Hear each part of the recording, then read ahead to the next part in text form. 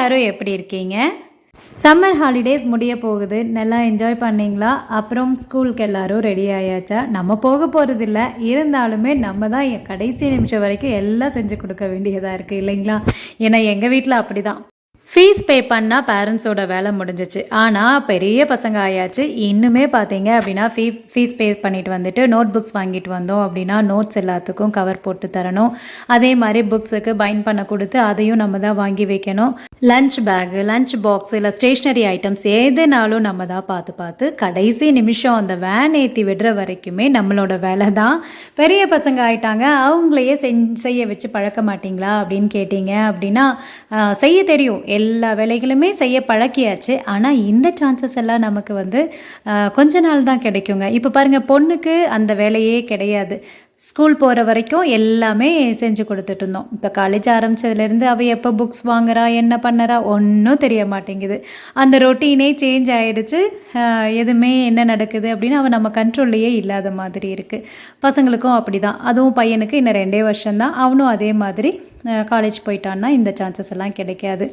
அப்புறம் ஏன் இதை ரிப்போர்ட்டாக சொல்கிறீங்க அப்படின்னா, இதை வந்து நான் ரிப்போர்ட்டாக சொல்லலை, உண்மையாகவே ரொம்ப சந்தோஷமாக தான் இந்த வேலைகளை எல்லாம் நான் செய்வேன். ஏன்னா இது எல்லா நாளும் நமக்கு கிடைக்க போகிறது இல்லை இல்லையா?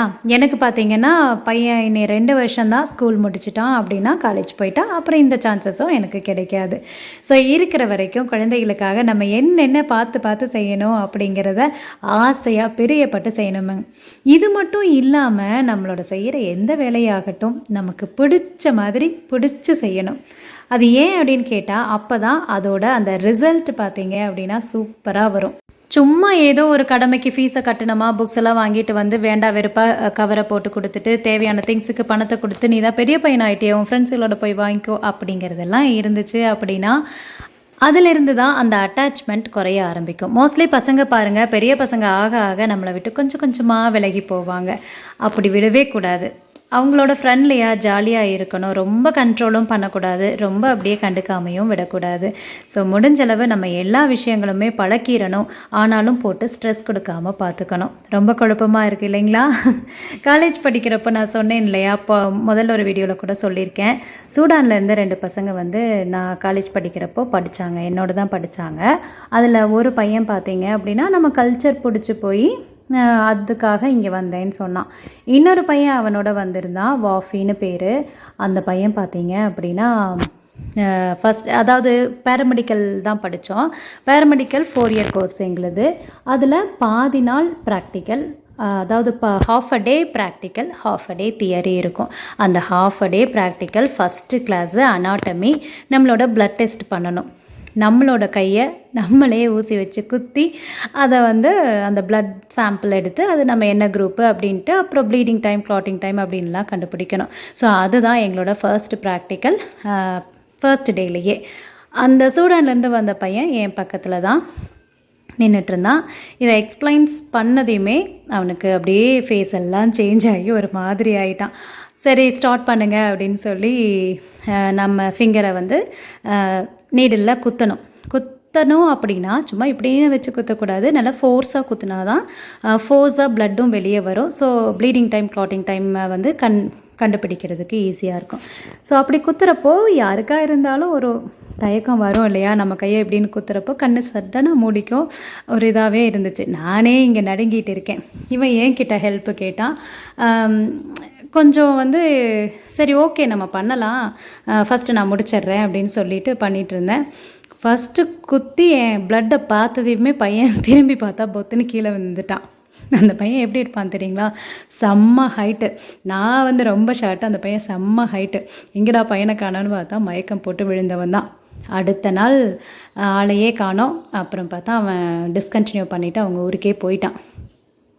இந்த மாதிரி எதுக்கு இதை நான் சொல்ல வந்தேன் அப்படின்னா, அப்புறம் அவனை பற்றி விசாரிக்கிறப்ப தான் கூட இருந்த அந்த ஃப்ரெண்டு சொன்னான், அவனுக்கு இதெல்லாம் வந்து பிடிக்காது, அவன் வர்றதுக்கே இஷ்டம் இல்லாமல் தான் வந்தான்.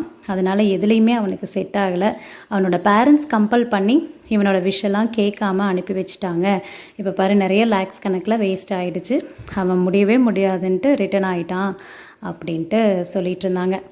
ஸோ இந்த மாதிரி குழந்தைகளோட இதை வந்து நம்ம ரொம்ப கம்பல் பண்ணவும் கூடாதுங்க.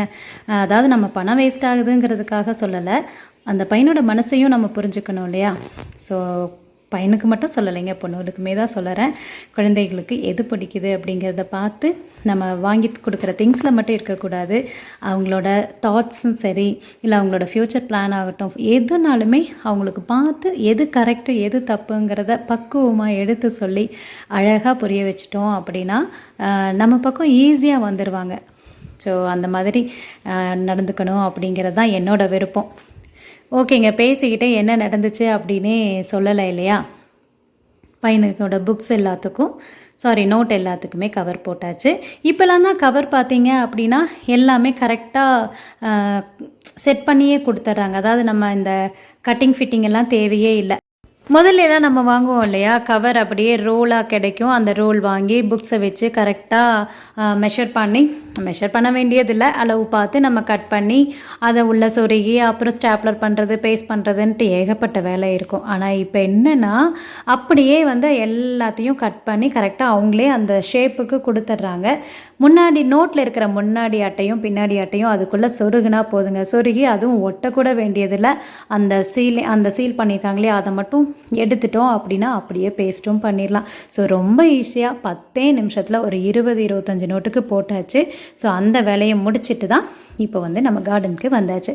கார்டனுக்கு வந்ததையுமே பார்த்தீங்க அப்படின்னா கொஞ்சம் நிறைய வேலை இருக்குது. ஆனால் இந்த வீடியோவில் நான் அந்த நிறைய வேலையை செய்யலை.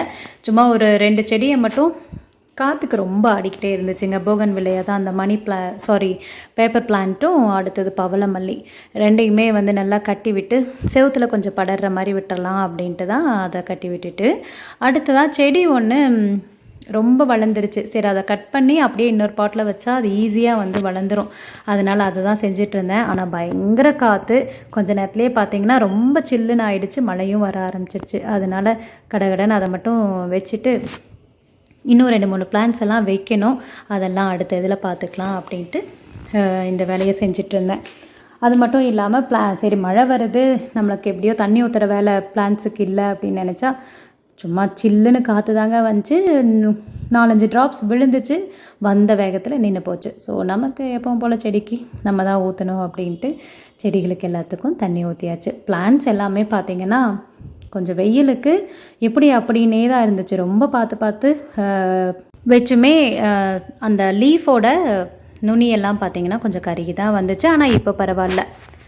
அப்புறம் எந்த ஒரு வேலையாகட்டும் நம்ம கொஞ்சமாவது இஷ்டப்பட்டும் கொஞ்சம் கஷ்டப்பட்டும் செஞ்சால் தான் அது நமக்கு நிலைக்கும். சும்மா அசால்ட்டாக அப்படியே விட்டுட்டோம் அப்படின்னா நமக்கு எதுவுமே கிடைக்காதுங்க. நம்ம கனவு காணுவோம், அப்படி இருக்கணும் இப்படி இருக்கணும், எதுவுமே செயல்படுத்தாத வரைக்கும் நமக்கு எதுவுமே கிடைக்காது இல்லையா. எந்த ஒரு விஷயமானாலும் நம்ம ஹார்ட் ஒர்க் போட்டோம்னா மட்டும்தான் அதுக்கான சக்ஸஸ் கிடைக்கும். அப்துல் கலாம் சார் கனவு காணுங்கள் அப்படின்னு சொன்னதை நம்ம கனவு மட்டுமே காணிட்டு இருக்கோமே தவிர எதையும் செயல்படுத்துறது கிடையாது. இப்போ எதுக்கு கார்டனிங் பற்றி பேசிகிட்டு இருக்கிறப்போ இவ்வளோ பெரிய விளக்கம் அப்படின்னா ஏதாவது ஒரு மெசேஜ் கன்வே பண்ணணும் இல்லையா, அதுக்காக தான். ஒன்றும் இல்லைங்க, dreams to not work if you don't. இதை மட்டும் நம்ம கரெக்டாக ஃபாலோ பண்ணோன்னு வைங்களேன். அதாவது என்ன மீனிங் அப்படின்னு முதல்ல சொல்லிடுறேன். நம்ம எத்தனை கனவு காணாலும் அதை செயல்படுத்தணும் அப்படின்னா நம்ம செயலில் இறங்கினா மட்டும்தான் முடியும் இல்லையா. ஸோ எந்த செயலாகட்டும், ஈவனாக கார்டன், நான் பெரிய தோப்பு மாதிரி வீடே நல்லா க்ரீனிஷாக கொண்டு வரணும் அப்படின்னு நினச்சாலுமே அதை செயல்படுத்தணும். செயல்படுத்துறதுக்கு வாங்கி வச்சா மட்டும் பத்தாது, அதுக்கான நல்ல ஒரு உரங்கள் கொடுத்து அந்த செடிகளை நல்லா செழிப்பாக கொண்டு வந்தால் மட்டும்தான் அதோட ரிசல்ட் பார்க்குறதுக்கே தோப்பு மாதிரி நல்லா இருக்கும்.